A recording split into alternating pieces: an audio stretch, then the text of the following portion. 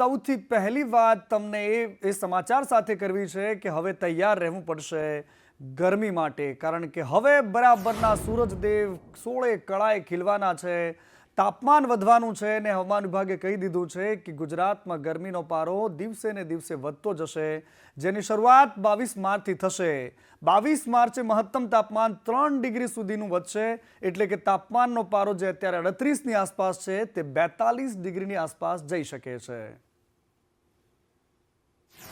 आने वाले 7 दिनों के लिए जो गुजरात स्टेट के लिए फोरकास्ट है उसमें ड्राई वेदर प्रिवेल करेगा। और मैक्सिमम टेम्परेचर की बात करेंगे तो आने वाले 3 दिनों के लिए मैक्सिमम टेम्परेचर नॉर्थ चेंज में रहेगा। उसके बाद 2 से 3 डिग्री सेल्सियस की बढ़ोतरी का तो सूरजदेवनी गरमीनी વાત કરી, પરંતુ બીજી બાજુ ગુજરાત પોલીસે પણ ટપોરીઓની ગરમી કાઢવાનું નક્કી કરી લીધું છે। ડીજીપીના આદેશ બાદ અસામાજિક તત્વો સામે કડક કાર્યવાહી થઈ રહી છે। આજે સુરતના પીપોદરમાં બુટલેગર અને મિંડી ગેંગના જે ગેરકાયદેસર બાંધકામ છે એના પર બુલડોઝર ફરી વળ્યું, તો સુરતના ફુલવાડી વિસ્તારમાં પણ સમીર ખાન માંડવાની ગેરકાયદેસર ઝૂંપડીઓને હટાવવામાં આવી।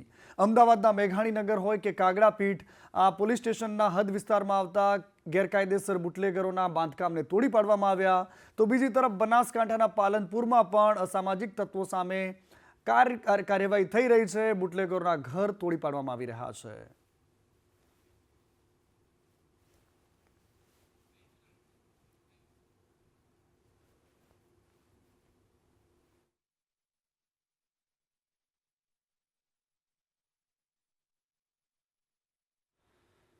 અને રાજ્યમાં ડીજીપીના આદેશ બાદ રાજકોટ પોલીસ પણ પૂરા એક્શન મોડમાં છે। પોલીસ કમિશનરના આદેશ બાદ ડિમોલિશન શરૂ કરાયું છે। જંગલેશ્વરમાં મહિલા ડ્રગ્સ પેડલરના ઘર પર બુલડોઝર ફરી વળ્યું છે। મહિલા ડ્રગ્સ પેડલર રમાના ઘર પર ડિમોલિશનની કાર્યવાહી શરૂ થઈ છે। મોટી સંખ્યામાં પોલીસનો કાફલો ઘટના સ્થળે છે।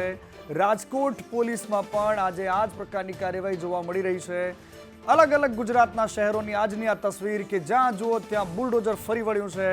कोई गैरकायदेसर बांधकाम करे छे, कोई ड्रग्स माफिया छे, कोई दारू वेचे छे के पछी कोई केमिकल चोर छे, एमना तमामना घर पर बुलडोजर फरी रह्युं छे।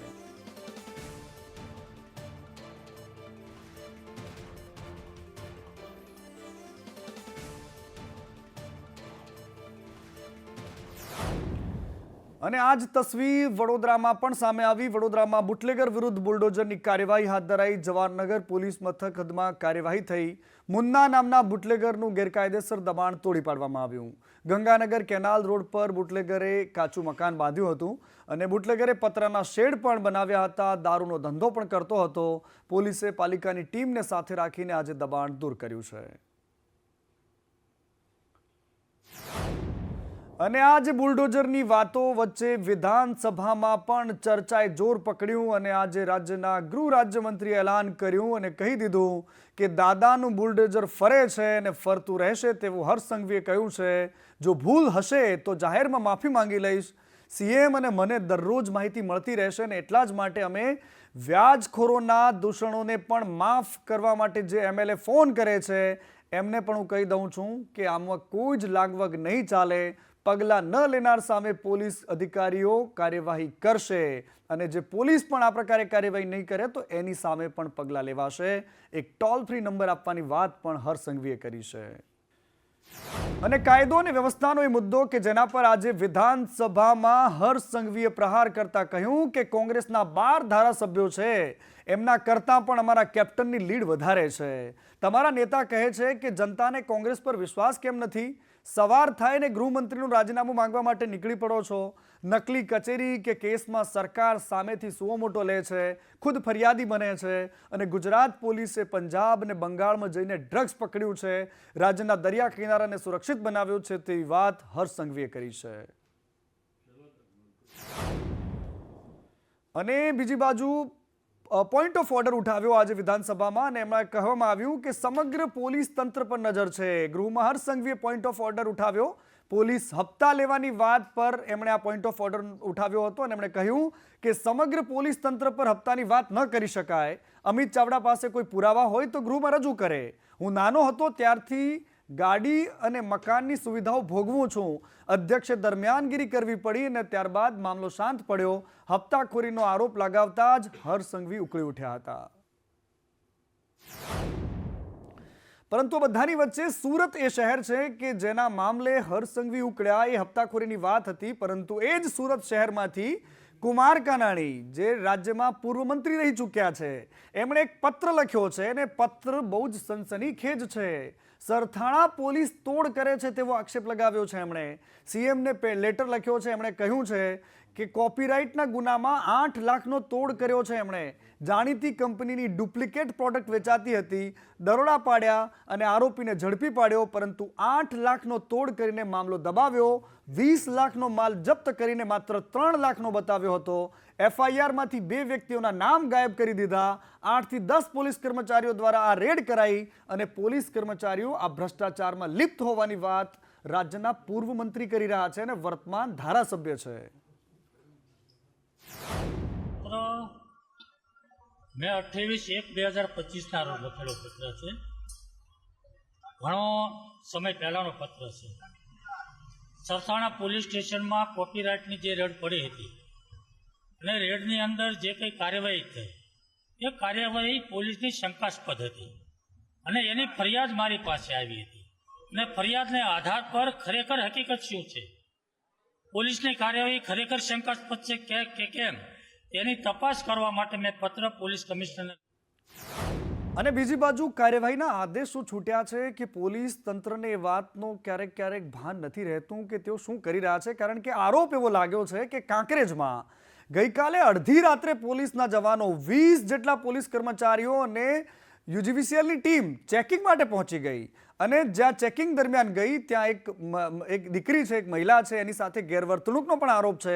અને આ બધા જ વચ્ચે આજે કાંકરેજમાં જે ચેકિંગ થયું એ મામલે ધારાસભ્ય અમૃતજી ઠાકોરે નિવેદન આપ્યું ગૃહમાં અને એમણે કહ્યું કે હસ્તકલાનું કામ કરતી હતી દીકરીને, એની સાથે પોલીસે ગેરવર્તણૂક કરી છે. રાત્રે 12 વાગે પોલીસ અને યુજીવીસીએલની ટીમ ચેકિંગ કરવા માટે કેમ ગઈ? પોલીસને પૂછતા તમામ લોકોને ધમકાવા લાગ્યા.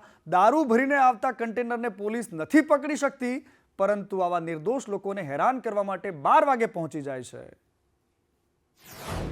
મકવાણાને પૂછવું છે કે શું તમારી પોલીસને બનાસકાંઠાની અંદર ચાલતી લાઈનો કન્ટેનર ભરીને દારૂ આવે છે એમાં પકડવાનો સમય નથી?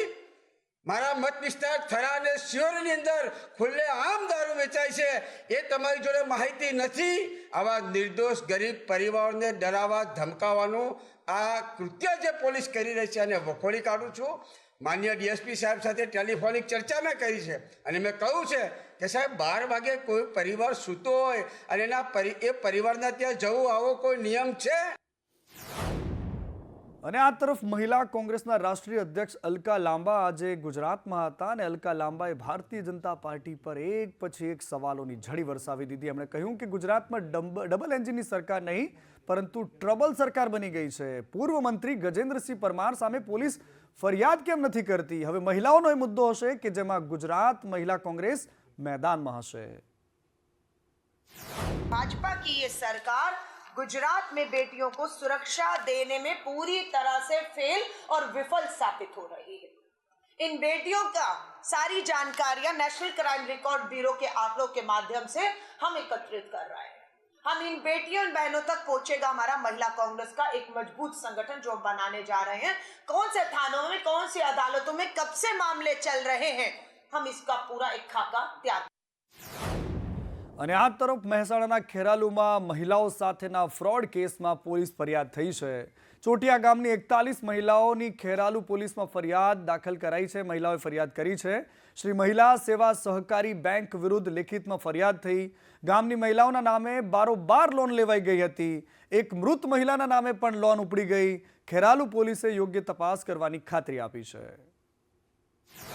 મહિલાએ લોન લીધેલી નથી, કોઈ ડોક્યુમેન્ટ મેં પ્રોવાઈડ કરેલા નથી. એમને ખોટા નામે એમને લોન કરી અને એમને જ્યારે એમને ઘરે નોટિસ આપવામાં આવે છે ત્યારે ખબર પડે છે કે અમારા નામે લોન લીધી જ નથી. તો અમારી સિબિલ પણ ખરાબ થાય છે, કારણ કે અમને કોઈ પણ બેંક અમને ધિરાણ આપે જ નહીં. ઉપરથી અને આ તરફ ગરમીની અસર રાજકોટમાં યોજાયેલી મહાનગરપાલિકાની બોર્ડની બેઠક પણ જોવા મળી. શહેરમાં વધતી આગની ઘટનાઓને લઈને વિપક્ષના નેતા વસરામ સાગઠિયાએ તો વિરોધ કર્યો. ગરમાગરમી જોવા મળી. વિજિલન્સ સ્ટાફ અને વશરામ સાગઠિયા વચ્ચે બોલાચાલીના દ્રશ્યો સામે આવ્યા. સાથે જ સાગઠિયાએ આરએમસી પર સૌથી મોટો આરોપ લગાવતા કહ્યું કે આરએમસી બિલ્ડિંગ પાસે પણ એનઓસી નથી અને બીજા પાસે શું માંગવા જતા હશે. એથ્લેન્ટિક ટાવરની અંદર ટીઆરપી ગેમ ઝોન થયા પછી 3 લોકોના મૃત્યુ થયા છે.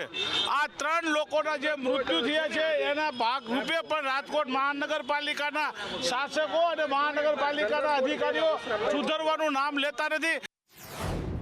જોકે રાજકોટમાં માત્ર વિપક્ષ જ સવાલ ઉઠાવે છે એવું નથી, પરંતુ ભાજપના કોર્પોરેટરો પણ આરોગ્ય વિભાગમાં ચાલતી લોલમ લોલની પોલ ખોલી રહ્યા છે. ભાજપના કોર્પોરેટર વિન ધવાએ આરોપ લગાવતા કહ્યું કે આરોગ્યના કેન્દ્રમાં લોકો માટે જરૂરી સુવિધાઓ તો છે જ નહીં રાજકોટમાં. પરંતુ આ તરફ સત્તાના શીર્ષમાં બેસનારા વ્યક્તિને જવાબદારીનું ભાન જ ન હોય ત્યાં સુદૃઢ વહીવટની આશા રાખવી પણ નકામી છે.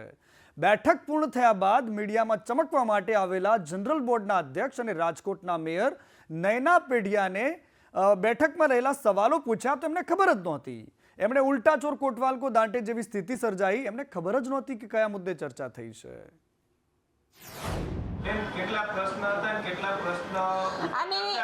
આની માહિતી આપણે અગાઉથી જનરલ બોર્ડની અંદર કેટલી પ્રશ્નોત્તરી છે એની માહિતી આપણે અગાઉ ન્યૂઝપેપરમાં આપી દીધી છે. આજે એક પ્રશ્ન લેવાનો છે. આર્યભાઈ માહિતી અહીંયા આવો, તમને માહિતી જોઈ છે ને?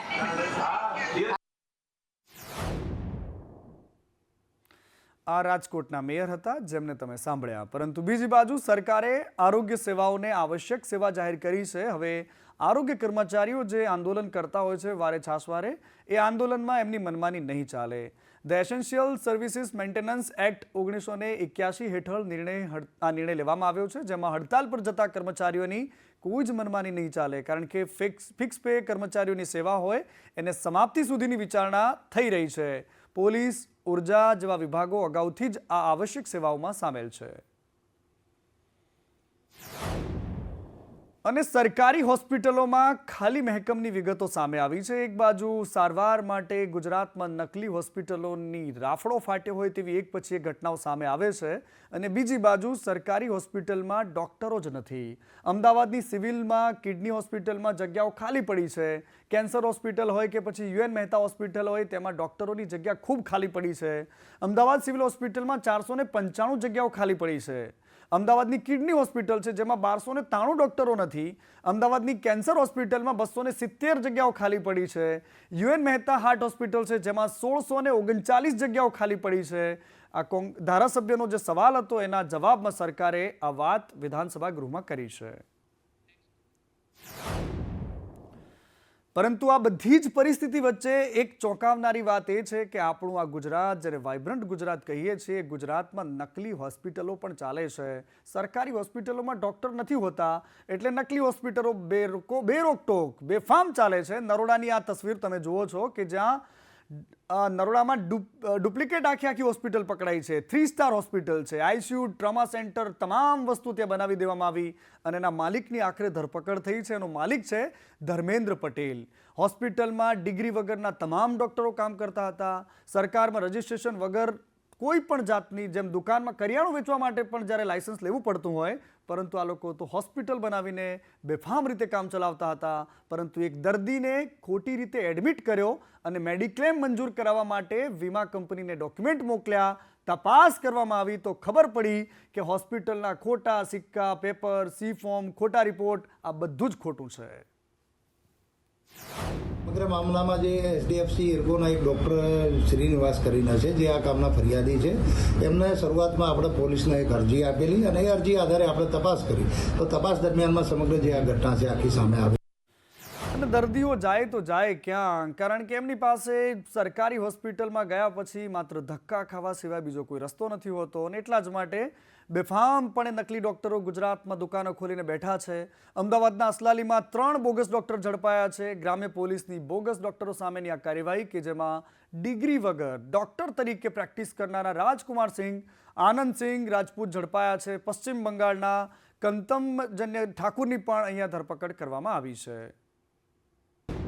અને આ તરફ ખેડામાં વડતાલ મંદિર બોર્ડની ચૂંટણી બિનહરીફ થઈ છે. લગભગ 50 વર્ષમાં પહેલી વખત આવું થયું હશે કે તમામ સભ્યો બિનહરીફ થયા હોય.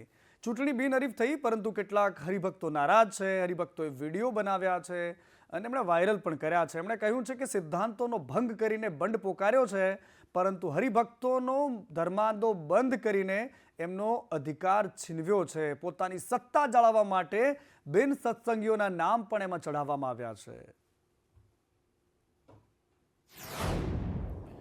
અને સંદેશ ન્યૂઝે એક અહેવાલ ચલાવ્યો કે જેમાં ગીરના નેસડા, કે જ્યાં ગીરમાં સિંહો વસે છે, માનવજાત પણ રહે છે. ગીરમાં સિંહ અને માનવની દોસ્તીના દાખલાઓ દુનિયા જોવે છે, પરંતુ સંદેશ ન્યૂઝે એક અહેવાલ બતાવ્યો જેમાં પીવાના એક બૂંદ માટે ત્યાં નેસડાવાસીઓ કેવા તરસે છે અને પોતાની જમીન અને ઘર મૂકીને ત્યારે હિજરત કરવાની ફરજ પડે એ પીડા અમે બતાવી. અને આ જ મુદ્દો આજે વિધાનસભા ગૃહમાં ગુંજ્યો. ધારાસભ્યએ, આજે ધારીના ધારાસભ્ય છે, એમણે આ મુદ્દો વિધાનસભા ગૃહમાં રાખ્યો અને સરકારે પણ એમને આશ્વાસન આપ્યું છે. મારા વિસ્તારમાં માલધારીઓના નેસડાઓ ખૂબ જ મોટા પ્રમાણમાં આવેલા છે. આ મોટા પ્રમાણમાં નેસડા માલધારીઓને માલને નુકસાન ન થાય એના માટે પાણીની વ્યવસ્થા અને ખાવા માટેની જે ઘાસચારાની વ્યવસ્થા માટે મેં બંને મંત્રીઓ છે ને, કુંવરજીભાઈ બાવળિયા અને રાઘવજીભાઈ પટેલ, આ બંનેને કાલે રજૂઆત કરીને મંત્રી તરફથી જે ઘાસચારાની વ્યવસ્થા કરવાની એની પણ વ્યવસ્થા થઈ 1-2 દિવસમાં થઈ જવાની એવું કીધેલું છે. અને પાણીની વ્યવસ્થા પણ તાત્કાલિકના ધોરણે કુંવરજીભાઈ બાવળિયા તરફથી મને આશ્વાસન મળ્યું છે. બંને વ્યવસ્થા તાત્કાલિકના ધોરણે કરી આપીશું.